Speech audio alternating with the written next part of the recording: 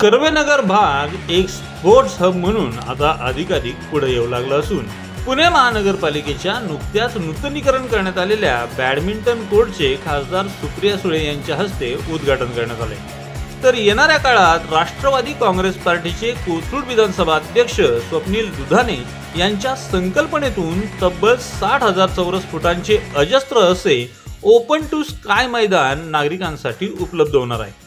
त्या ठिकाणी श्रीमंतांचे खेळ म्हणून ओळख असलेले खेळ सर्वसामान्यांसाठी महानगरपालिकेच्या माध्यमातून उपलब्ध करून देण्यात येणार आहेत।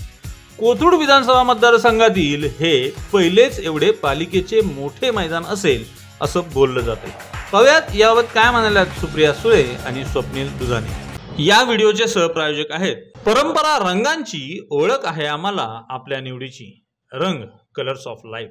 पुण्याच्या शिवने उत्तम नगर उपनगरातील दर्जेदार वस्त्रांचे सर्वोत्तम दालन, जिथे आपल्याला मिळतील साड्या, रेडीमेड्सच्या विलोभनीय व्हरायटीज, पुरुष आणि लहान मुलांसाठी स्वतंत्र दालन। एकदा नक्की भेट देऊन खात्री करा, रंग कलर्स ऑफ लाईफ।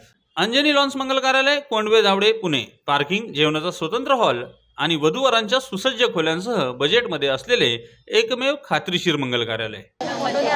दुधाणे वहिनी आणि स्वप्नील या भागात अतिशय उत्तम काम करतायत आणि जरी नगरसेवक नसले, 2.5 वर्ष पुण्यामध्ये कॉर्पोरेशनचं इलेक्शन झालं नसलं तरी एखादा म्हणजे सत्तेत असलेल्या नगरसेवकापेक्षा जास्ती लोकांची सेवा हे दोघं मिळून करतात। ही आमच्यासाठी अतिशय अभिमानाची आणि कौतुकाची गोष्ट आहे। आज आपण कर्वेनगर प्रभाग क्रमांक 31 सर्वे नंबर 14 मध्ये पुणे महानगरपालिकेचा अस्तित्वात असलेल्या बॅडमिंटन कोर्टचं संपूर्णपणे नूतनीकरण करून त्याचं उद्घाटन आदरणीय खासदार सुप्रियाताई सुळे यांच्या हस्ते केले।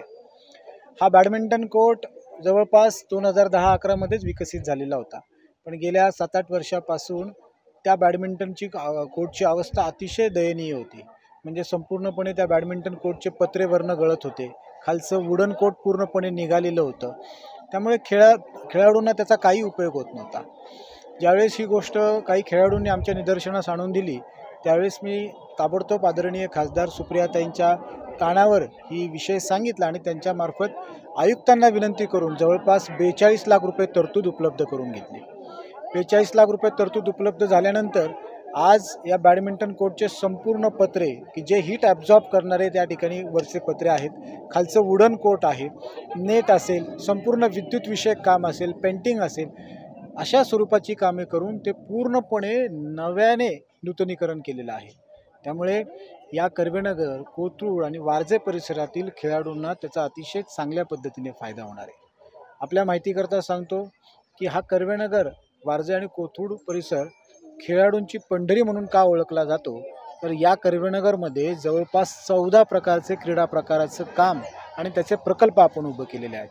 त्यात टेनिस कोर्ट असेल, बास्केटबॉल कोर्ट असेल, त्याप्रमाणे आंतरराष्ट्रीय दर्जाचे 2 टेनिस कोर्ट आहेत आणि विशेषतः खाजगी तत्वावरचं सुद्धा एक जिम्नॅस्टिक सेंटर असेल, त्यानंतर फुटबॉल कोर्ट असेल, आर्चरी असेल, तायक्वांदो असेल, स्केटिंग असेल, लाठीकाठी असेल, हँडबॉल असेल, खो खो असेल, कबड्डी असेल, गोळाफेक असेल, असे प्रकारचे सगळे क्रीडा प्रकार या ठिकाणी चालू आहेत। विशेष आज आपण पाहिलं की आजच्या उद्घाटन समारंभामध्ये 5-6 वर्षापूर्वी ज्या खेळाडूंनी या खेळांना सुरुवात केली, आज 6 वर्षामध्ये या 14 ते 15 खेळाडूंनी राष्ट्रीय दर्जावर पारितोषिक त्या ठिकाणी घेतलेलं आहे आणि या सर्वांचा सत्कार आज आदरणीय खासदार सुप्रियाताई सुळे यांच्या हस्ते करण्यात आला। तुम्ही ताईंकडे एक मागणी देखील केलेली आहे आर्चरी खेळासाठी, तर ती काय मागणी होती, ते कुठे मैदान होणार आहे, काय त्याच्या मागची संकल्पना? या कर्वेनगरमध्ये एक प्लेग्राऊंडची आरक्षित जागा आहे आणि ही आरक्षित जागेचं जवळपास 80% पुणे महानगरपालिकेकडे हस्तांतरित करण्याचं काम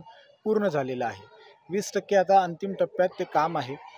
या प्लेग्राऊंड आरक्षित जागेवर इथल्या काही स्थानिक क्रीडा कोच असतील, पुणे शहरातले काही कोच असतील, त्यांनी अशा पद्धतीने इनपुट दिले की आर्चरी या गेमाकडे सुद्धा आजची तरुणाई आणि आजचे नवीन खेळाडू जास्तीत जास्त त्याकडे वळत आहेत। तर त्या अनुषंगाने आपल्या प्रभागामध्ये आर्चरी गेम हा डेव्हलप झाला पाहिजे। याचा मागचा दुसरा दृष्टिकोन असा आहे की आपण बघतो की शहरं अतिशय वेगाने विकसित होतात आणि शहरांमधल्या मोकळ्या जागा फार कमी होतात आणि अशा वेळेस ओपन टू स्काय प्रकारचे क्रीडा प्रकार विकसित झाले पाहिजेत।